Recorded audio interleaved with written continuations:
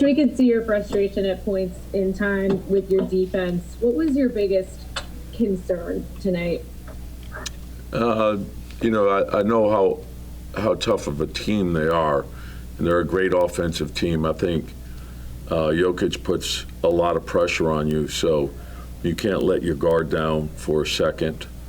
And I felt we got in a hole early, and it's when you give a team like that type of confidence, it's very difficult to come back on them. So that was probably the biggest disappointment. And the games keep coming, so we have to get ready for Charlotte.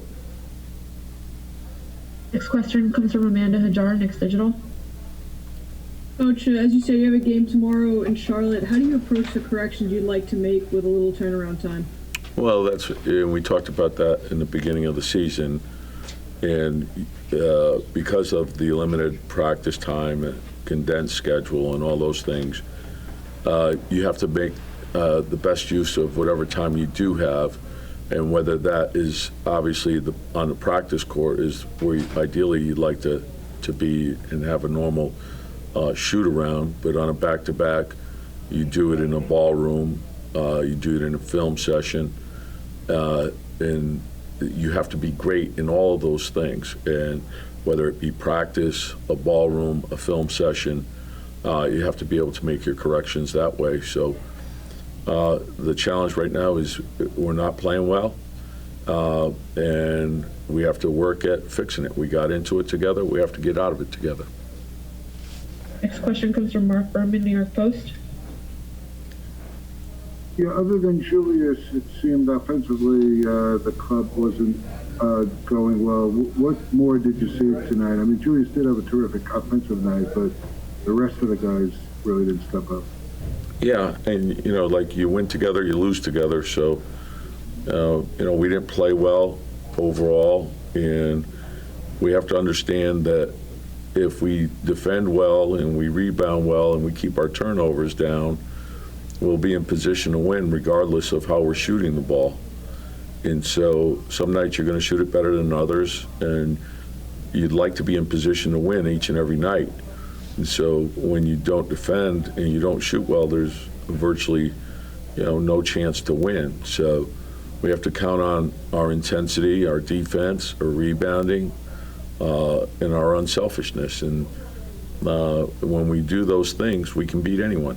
And so we have to get back at it and be mentally, physically, and emotionally ready to play tomorrow night. It's that simple.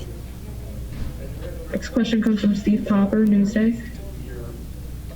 Hey, Tom, besides the shooting, and I don't know if maybe that affects it, but were you happy with the effort today? It looked like a lot of second chance offensive rebounds for them, some sluggishness on your side.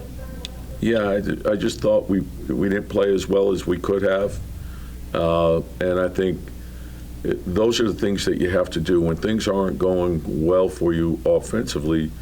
I think the hustle part of it is critical, and oftentimes when you get going that way, things will turn for you. You see the spirit of the team change, the energy change, whether that's taking a charge, getting to a loose ball, making a multiple effort play, making a great steal and getting us into the open floor, whatever it might be.